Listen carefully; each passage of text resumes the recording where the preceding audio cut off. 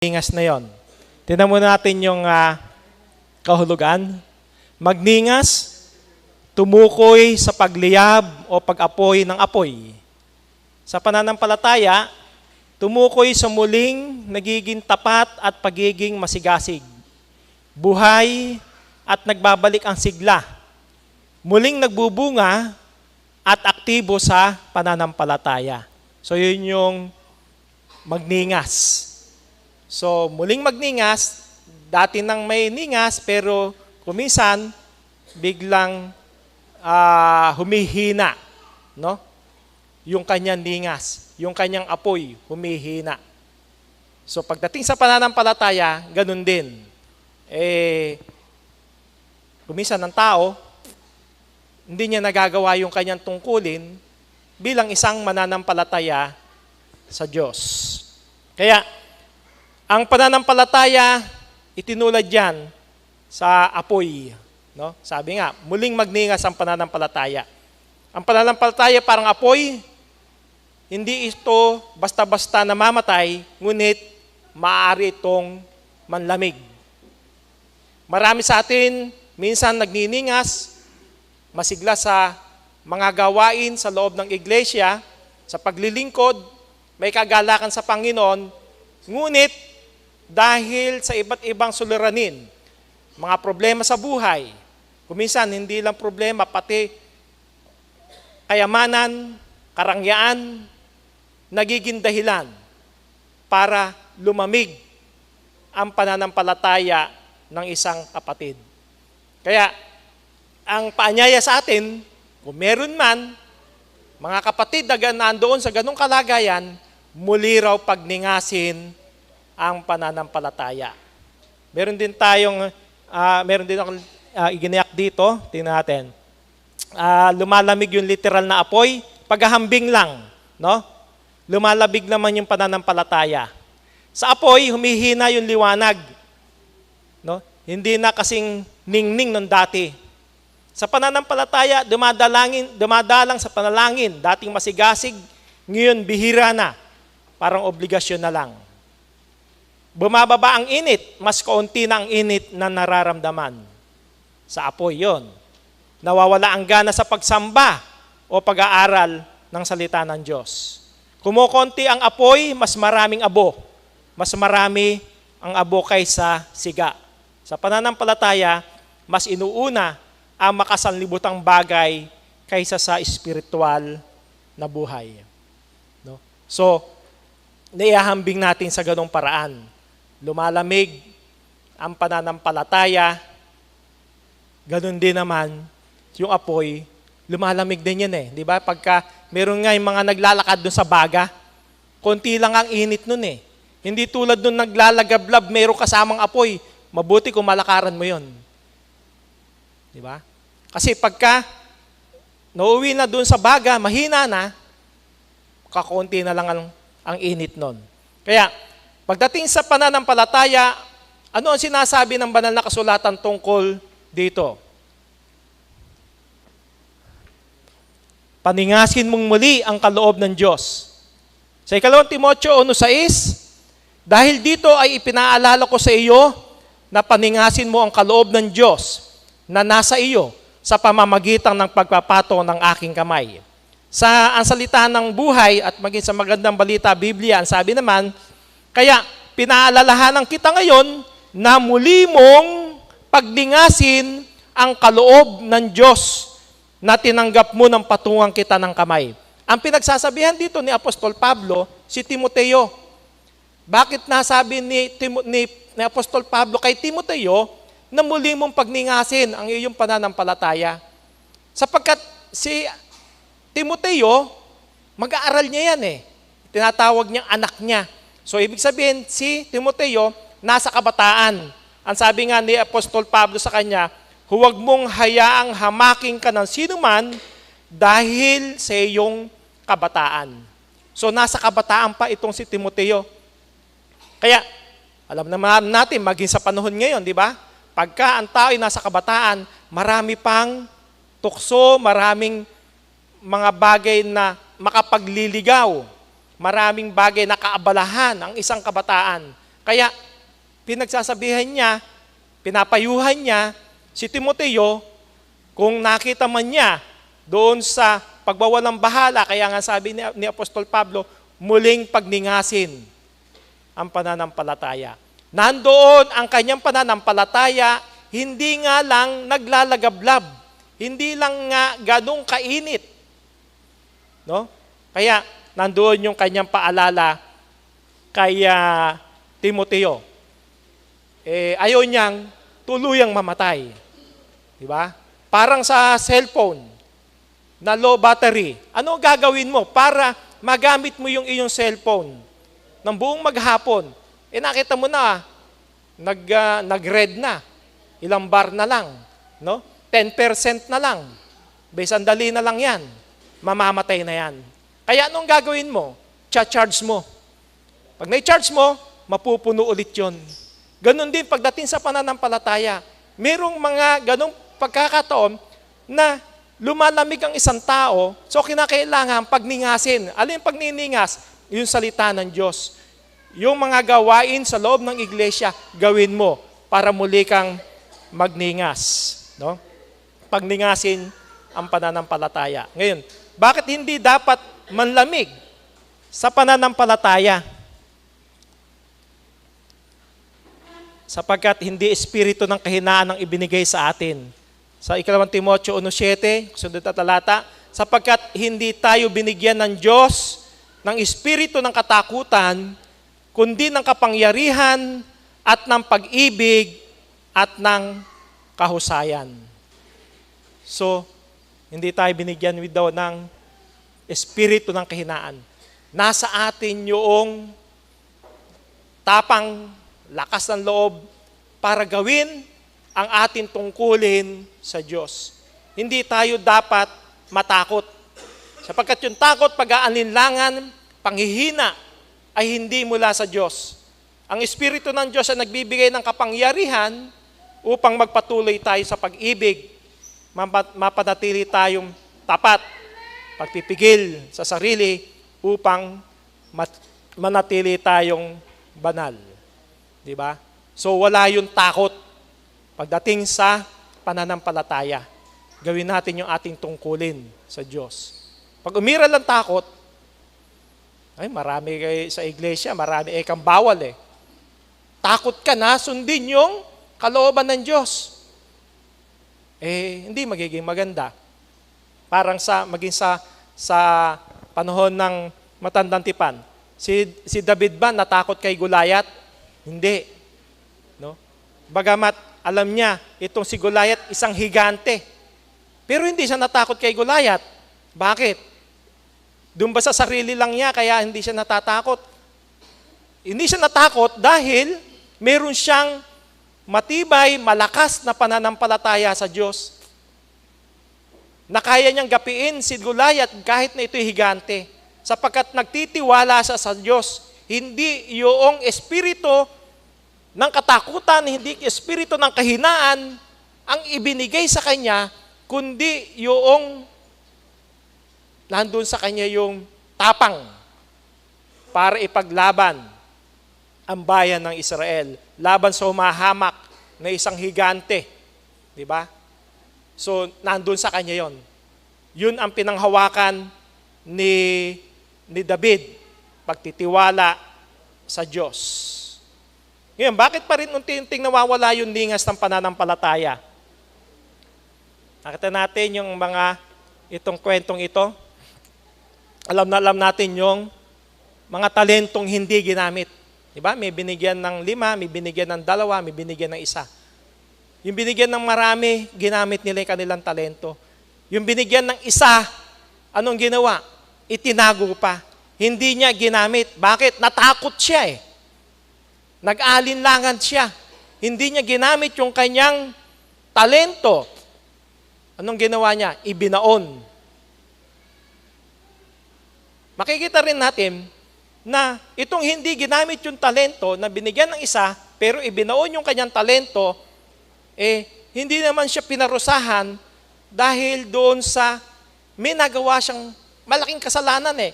Kundi, bakit ibinigay sa iba? yung kanyang talento sapagkat hindi niya ginawa yung kawalan ng paggawa. Kawalan ng ginawa niya kung pagdating sa pananampalataya, kawalan ng pagkilos, pagsunod sa utos ng Diyos. Hindi niya ginawa yung kanyang tungkulin sa Diyos.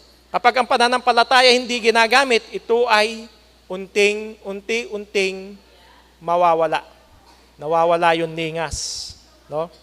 Kaya ngayon, maraming taong ganyan na hindi pa ako handa eh. Hindi pa ako handa maglingkod sa Diyos. Saka na lang. Bata pa ako eh. Diba? Hindi magiging kalugod-lugod sa Diyos. Kaya yung hindi ginagamit yung kaloob, unti-unting namamatay yung kanyang ningas ng apoy, yung kanyang pananampalataya. No?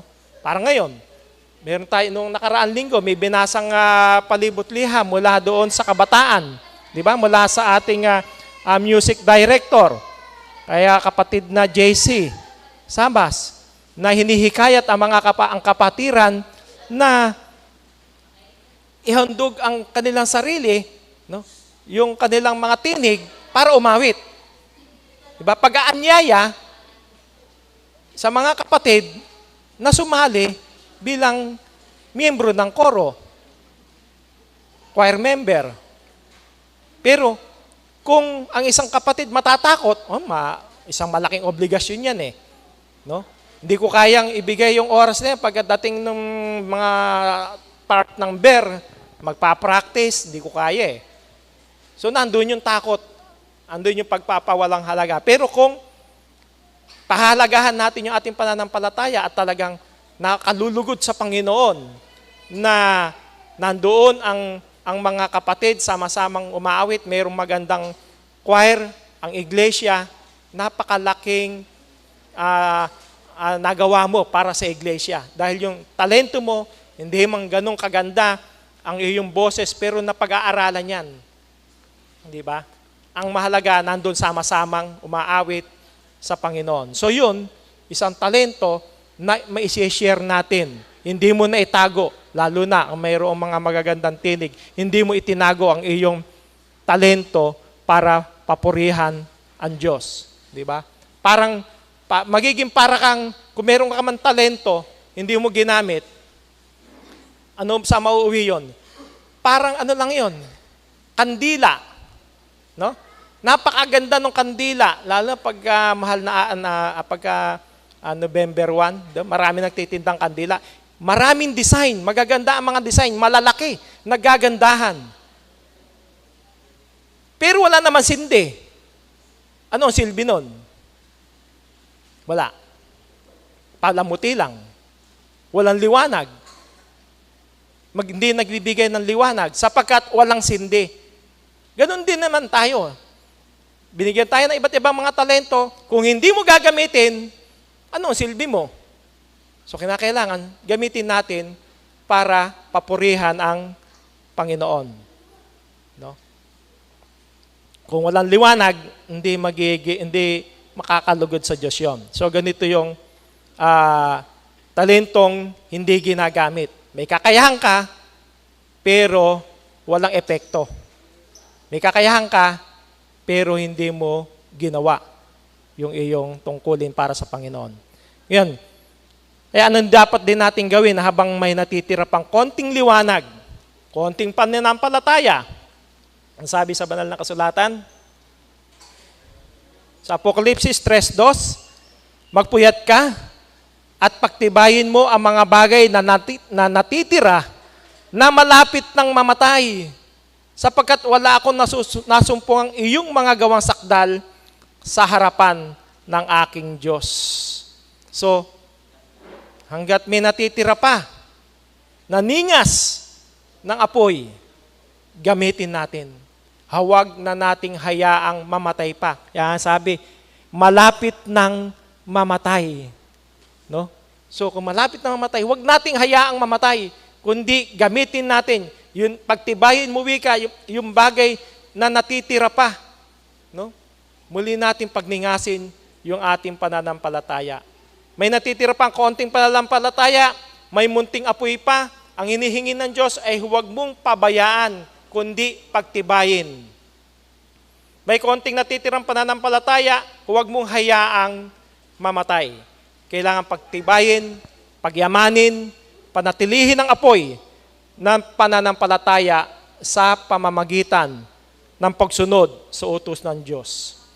Maging mapagbantay, maging gising sa espiritual na kalagayan. May natitira pang pananampalataya, may natitira pang mabubuting gawa. Pero itong malapit ng mamatay, hindi pa huli. No? May pag-asa pa. Pero kinakailangan gamitin natin ano yung mga talentong ipinagkaloob sa atin, agapan na natin na huwag mamatay. Kundi pag-alabin natin, pagningasin natin. Parang kung pagdating sa kalakasan, no? Si Samson, di ba? Nung maputulan siya nagupitan ng kanyang buhok, ano nangyari sa kanya? Humina siya. No? Humina siya. Paano siya muling lumakas? Nanalangin sa Diyos. Muli siyang humiling sa Panginoon, nabigyan siya ng sapat na lakas para yung building na nandoon sa kanilang kinalalagyan, maiguho niya.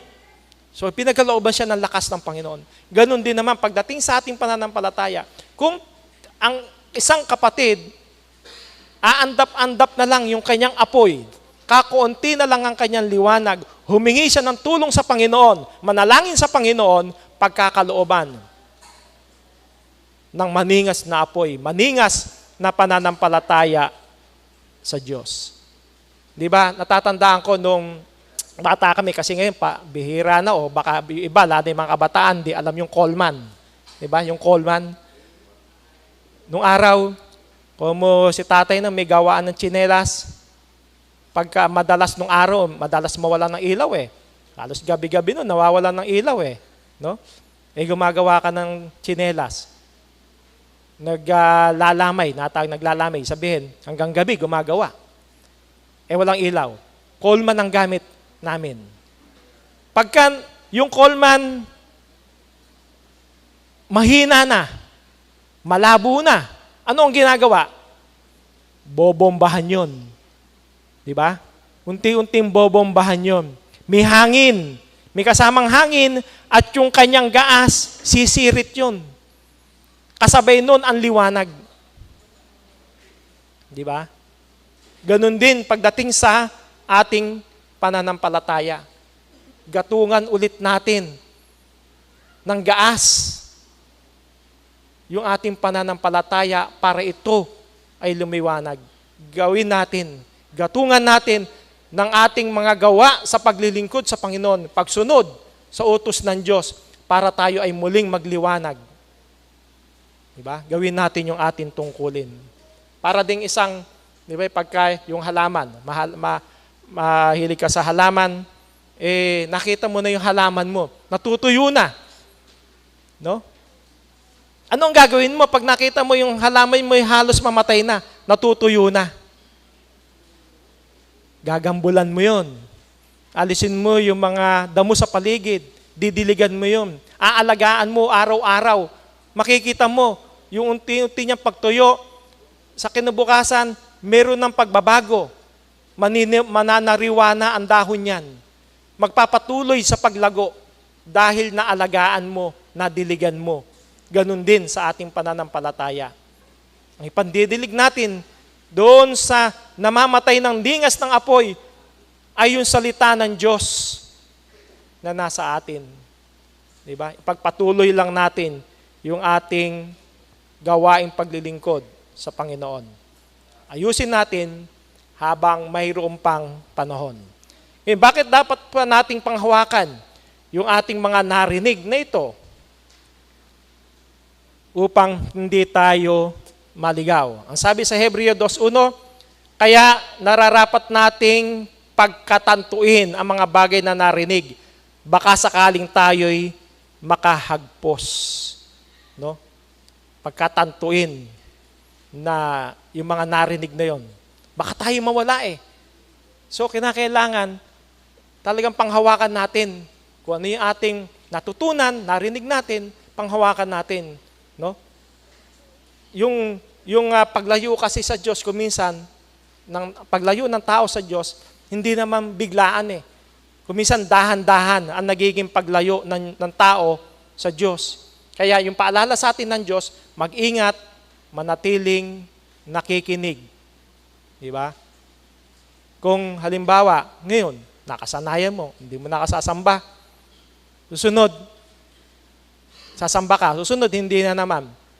Hanggang sa, hindi na ulit ako sasamba. Saka na lang. Hanggang sa makasanayan mo na eh.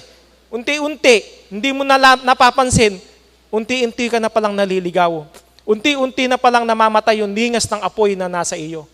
Yun ang hindi napapansin ng mga kapatid na nagpapabaya sa kanilang pananampalataya. Ang sabi rin, faith may fade into an ember, but with God's Spirit, an ember can always become a flame again. Maaring ang pananampalataya ay malamig at maging baga, ngunit ang Espiritu ng Diyos, ang baga ay muling nagiging apoy. God did not save us to survive as embers, but to shine as flames. Hindi tayo iniligtas ng Diyos upang manatiling baga, kundi upang magningas at magliwanag bilang apoy. Pagkabaga ka na lang, di ba? Pagka lalo ng araw, nagluluto sa kahoy, yung kahoy ang pangparingas. Pagka, ano na yun, magiging baga na yun, unti-unti na, nalulusaw na, nagiging abo na. So, hindi ro tayo dapat na manatili o maging gaya ng baga, kundi mananatiling naglalagablab na apoy. Ano pa yung dapat nating gawin na nanlamig sa pananampalataya? Kung mayroong mga kapatid na nanlalamig sa pananampalataya, ano ang dapat niyang gawin? Humingi ng kapatawaran. Diba? Tulad ng ginawa ng alibughang anak. Humingi ng kapatawaran. Ano ang nasa isip niya? Nung nakita niya siya naghihirap na. No? Nalulong siya sa bisyo eh. Naubos siyang kanyang kayamanan. Ano ang sabi niya sa kanyang sarili? Pupunta ako sa tatay ko. Na kung saan may yung mga katulong niya kumakain ng maganda eh. Siya hindi. Na anak nung kanyang tatay. Kaya nagpasya siya na bumalik. No? Ang sabi niya, hindi na ako karapat-dapat tatawaging anak mo. Gawin mo akong tulad sa isa sa iyong alilang upahan. At siya nagtindig at pumaroon sa kanyang ama. Datapot samantalang nasa malayo pa, nang siya natanawan ng kanyang ama, nagdalang habag at tumakbo at niyakap sa leeg at siya'y hinagkan. Nagbalik sa kanyang ama.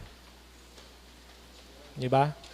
Humingi ng kapatawaran sa kanyang magulang na nagawa niya ng hindi maganda sapagkat siya ang unang lumayo at inubos niya sa mga bisyo yung kanyang kayamanang naging mana sa kanyang magulang.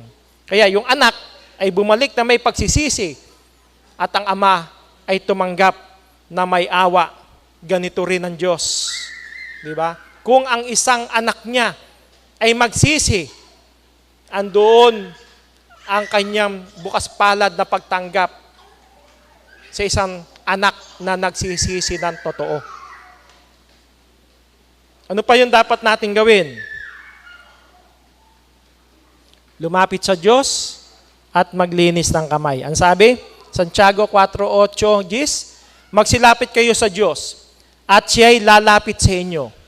Mangaglinis kayo ng inyong mga kamay. Kayong mga makasalanan at dalisayin ninyo ang inyong mga puso. Kayong mga may dalawang akala. Kayo'y mga pighati at magsibalik at magsitangis.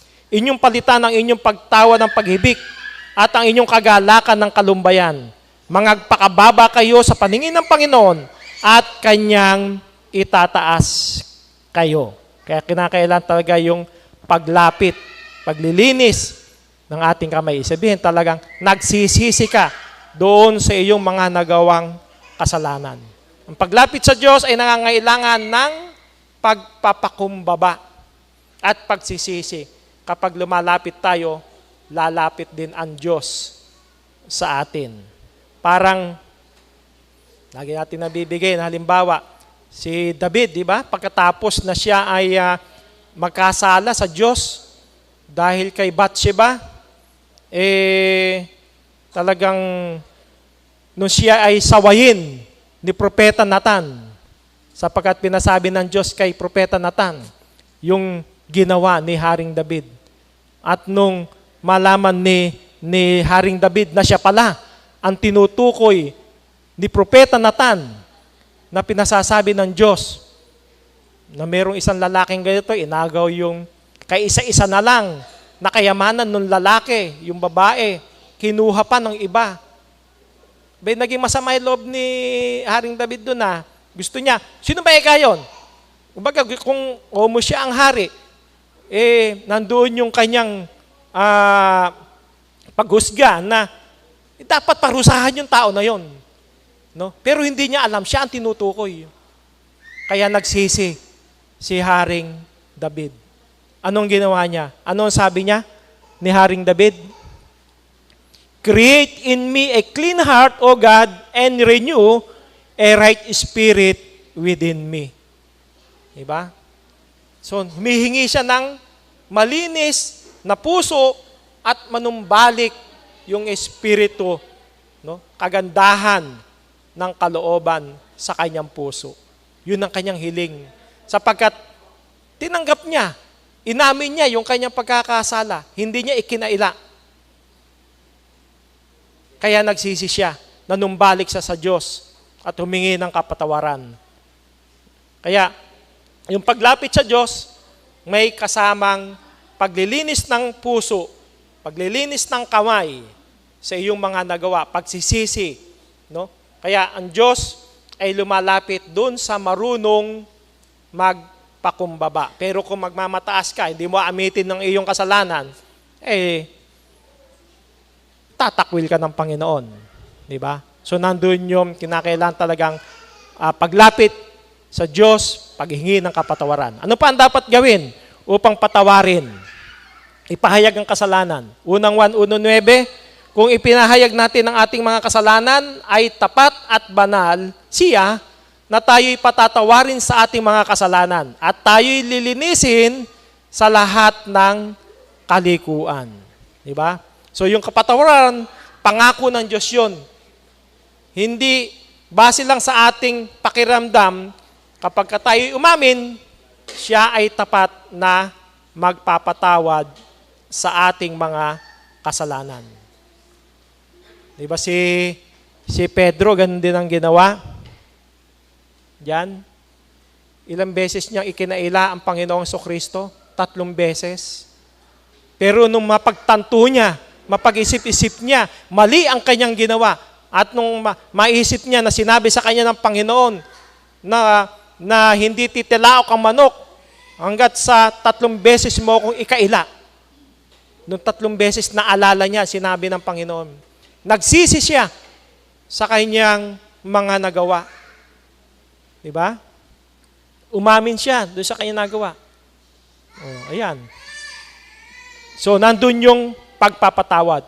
3 beses man niyang itinanggi ang Panginoong Kristo, pero nagsisi siya. Nanangis siya para siya ipatawarin. Pagkatapos nun, hindi siya nawala. Kung humina man yung kanyang ningas ng apoy, ng kanyang pananampalataya, nung maalala niya, ang sinabi sa kanya ng Panginoong Kristo, muling nagningas yung kanyang pananampalataya. Nagpatuloy siya sa kanyang gawain. Pinatawad siya ng Panginoon, ibinalik siya ng Panginoon, at muling pinagkatiwalaan sa iglesia. Lalo na nga, nung muling pagkabuhay ng Panginoong Kristo, naging matapang siya sa paglilingkod sa Panginoon. Yan, nagpatuloy siya na gawin ang kanyang tungkulin. Kaya, yung pagkakasala ay hindi katapusan. Nagkasala ka ngayon, basta't bukal sa puso mo ang hingi ng kapatawaran, patatawarin ka ng Panginoon. Ang kapatawaran ng Diyos ay tiyak at tapat doon sa nagsisising puso. Ang Diyos ay hindi lang nagpapatawad doon sa mga mapagmataas. Ayaw tanggapin yung kanilang pagkakasala. No? Kaya ano pa yung dapat nating gawin? Manumbalik sa Panginoon. Sa Joel 2:13, ang papagdalamhatiin ninyo ang inyong puso at hindi ang mga damit ang inyong hapakin. At kayo'y magsipanumbalik sa Panginoon ninyong Diyos, sapagkat siya'y maawain at puspos ng kahabagan, banayad sa pagkagalit at sagana sa kagandahan loob, at nagsisisi siya sa kasamaan. So kinakailangan talaga manumbalik, no? Sa Panginoon. Manumbalik tayo sa Panginoon. Na parang, di ba yung bansang Ninibe, isang bansa na yon, isang bayan na yon, bayan ng Ninibe. Tulad nung binasa nung nakaraang linggo, ano sabi doon sa may 2 Kronika 7:14, pagkawi ka ang aking bayan, lumapit, no? Didinggin niya pagka nagsisi. Ganun ang ginawa ng isang bayan, ang bayan ng Ninibe, na numbalik sa Diyos. Bagamat sila'y nakalaan na sana sa parusa. Inutusan nga si Jonas, di ba? Para mangaral doon, sabihin sa kanila na parurusahan sila ng Diyos. Kapag ka hindi sila nanumbalik sa Diyos, kapag ka hindi sila nagsisi sa kanilang mga kasalanan, kapag ka hindi nila itunuwid yung kanilang pagkakamali, kapag ka nanatili sila sa kasamaang kanilang ginagawa, parurusahan sila ng Diyos. Nakinig ang bayan sa pangunguna ng hari. Hinikayat niya ang buong bayan na sila ay magsuot ng magaspang nakasuutan, mag-ayuno, magsisi sa kanilang mga kasalanan. Ginawa ng buong bayan, nanalangin sa Panginoon para hindi ituloy ng Panginoon ang kanyang balak na sila ay parusahan. Anong ginawa ng Diyos? Pinatawad sila. Diba? Isang bayan na yon.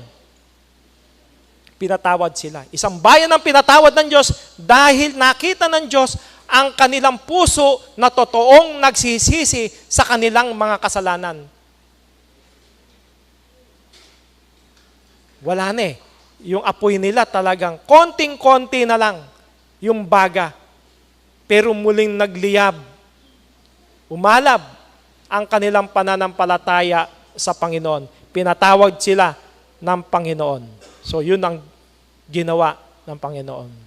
Diba? Kaya, yung nais lang ng Diyos, yung pusong nagbabago, hindi panlabas na anyo, kundi yung panloob. Sapagkat alam natin, ang Diyos, ang tinitingnan niya, yung puso ng isang tao, hindi yung panlabas. Kaya yung tunay na panunumbalik ay may kasamang pagbabago ng pamumuhay. Ano ang mangyayari kapag muling nagningas ang pananampalataya? Ayun na pala yung isang Ninibe, no? Muling magbubunga. Kapag ka nagningas ang pananampalataya, ang sabi, ako ang tunay na puno ng ubas at ang aking ama ang magsasaka. Ang bawat sanga na sa akin ay hindi nagbubunga ay inaalis niya. At ang bawat sanga na nagbubunga ay nililinis niya upang lalong magbunga. Kayo'y malilinis na sa pamamagitan ng salita na sa inyo'y aking sinalita. Kayo'y manatili sa akin at ako'y sa inyo, gaya ng sanga na di makapagbunga sa kanyang sarili, maliban na nakakabit sa puno. Gayon din naman kayo, maliban na kayo'y manatili sa akin.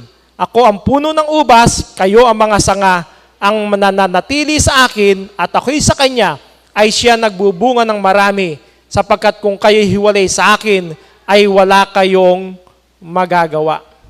So tayo, yung sanga na nakakabit ang ating Panginoong Kristo yung puno ng ubas. Pag hindi tayo nakakabit sa Kanya, wala.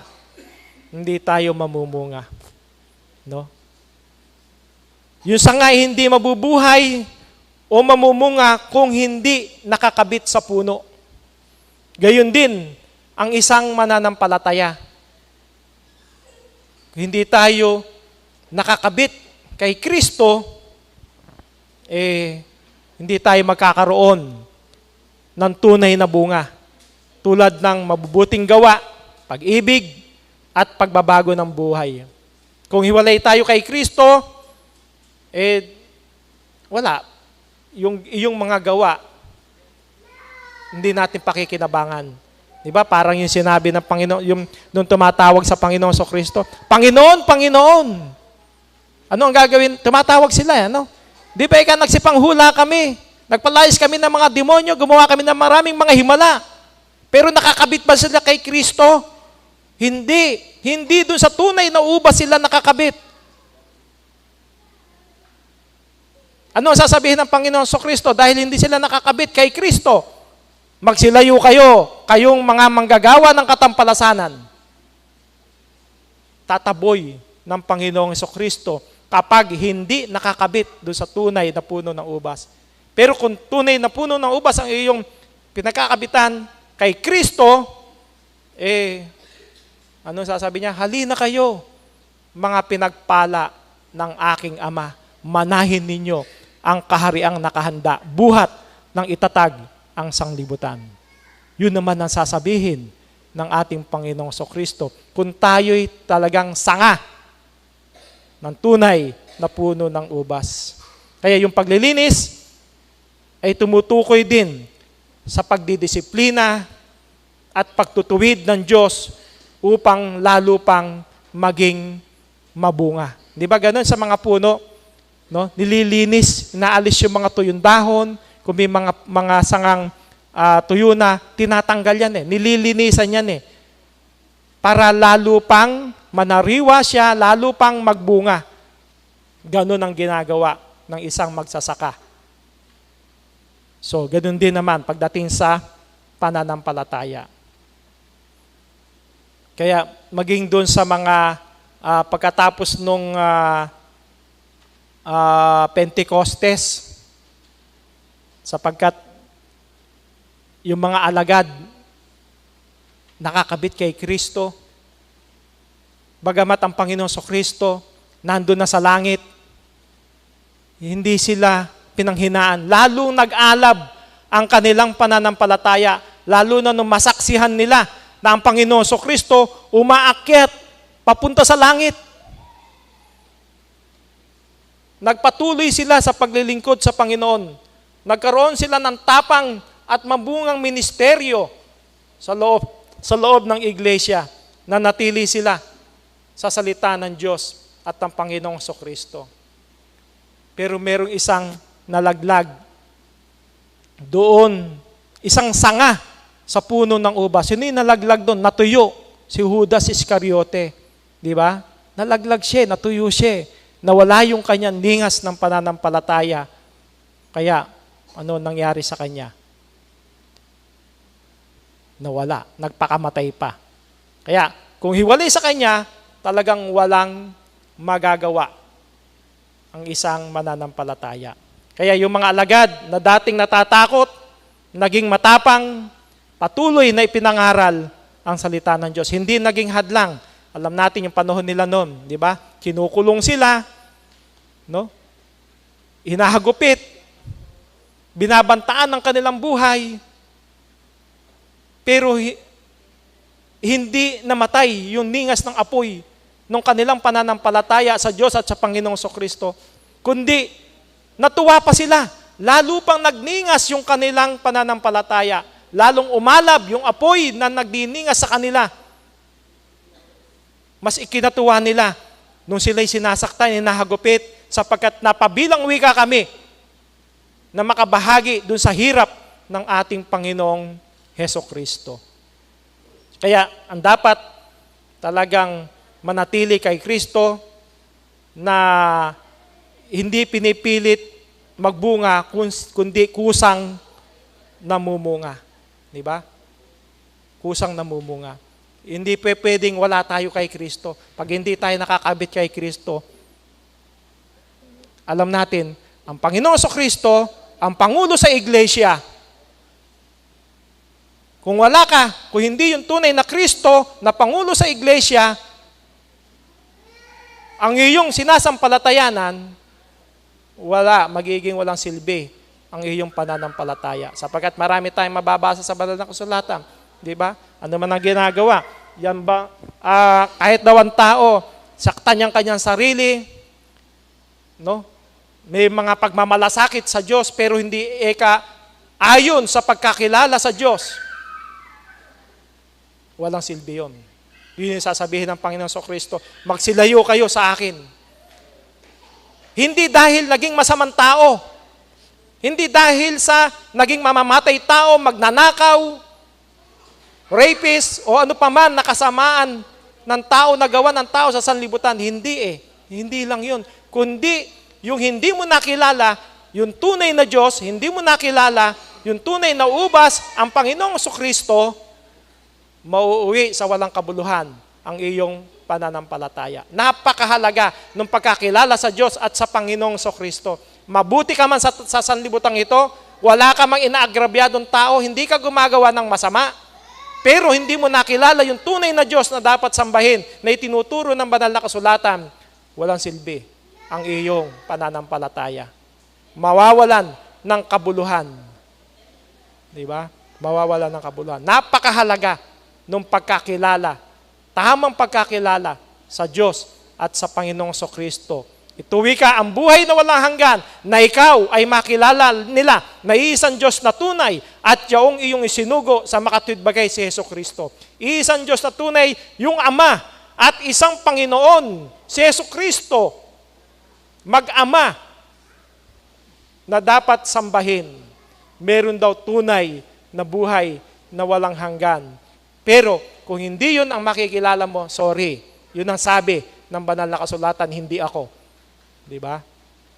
Parang sa, kung ating titingnan din, sa Wi-Fi. Meron tayong Wi-Fi dito. Saan tayo nakakonect? Doon sa router na nandun sa loob sa opisina. Merong router doon. Di ba? Bakit meron tayong Wi-Fi? Meron tayong online na pagsamba, nakikita, naririnig ng mga kapatiran, no? Na sino mang gustong makapanood. Dahil meron tayong Wi-Fi. Subukan mo lumayo, lumabas doon sa gate. Unti-unti hihina ang iyong Wi-Fi, yung iyong internet, mawawalan ng connection. Sapagkat yung Wi-Fi mo hindi na nakakonect sa router, wala ka na. Pag lumabas ka ng malayo, wala ka na rito, hindi na kayang isagap yung router na yon, mawawalan ka ng Wi-Fi. Parang ganun din sa pananampalataya. Kapag wala ka kay Kristo, walang signal ang iyong pananampalataya sa Diyos. So kinakailangan, abot tayo, nandito tayo sa loob, kayang makonect dun sa router. Nakakonect din tayo kay Kristo sapagkat tayo'y nandito sa iglesyang pinangunguluhan ng ating Panginoong Hesus Kristo. Ano pa ang dapat gawin upang muling magningas yung ating pananampalataya?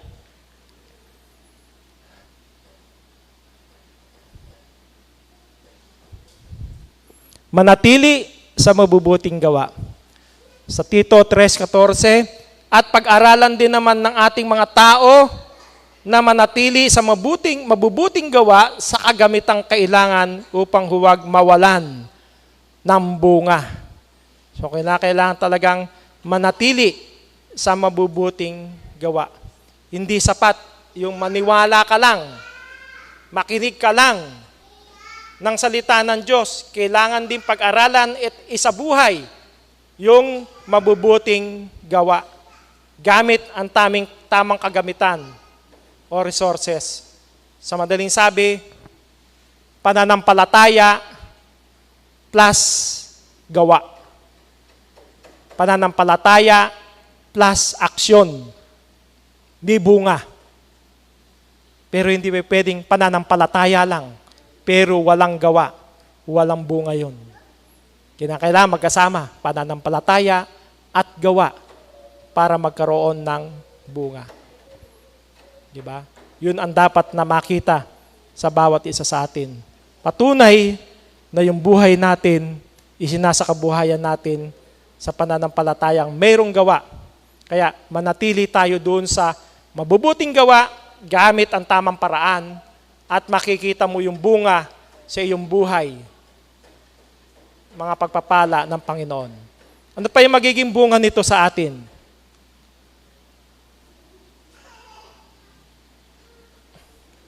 Paki-next mo nga, kapatid na Ritz. Ayaw lumipat.